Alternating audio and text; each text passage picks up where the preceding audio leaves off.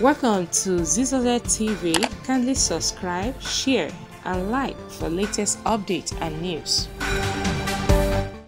Subscribe to this channel and press like. So you'll be able to get notifications each time we post. Okay, guys.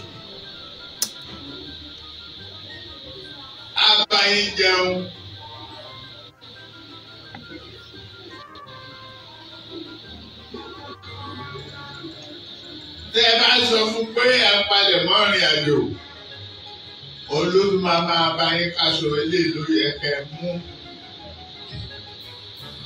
ẹ ní mọ̀ pé kò fẹ́ kẹ́ ẹ pàdé.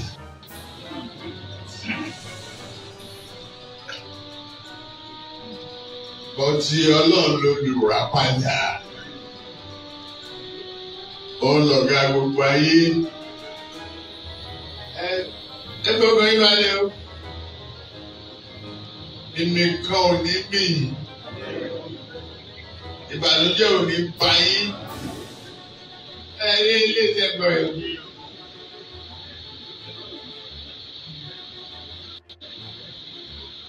Àṣìlẹ̀ lọ́nà kò ní dá sí ọ̀ràn yín.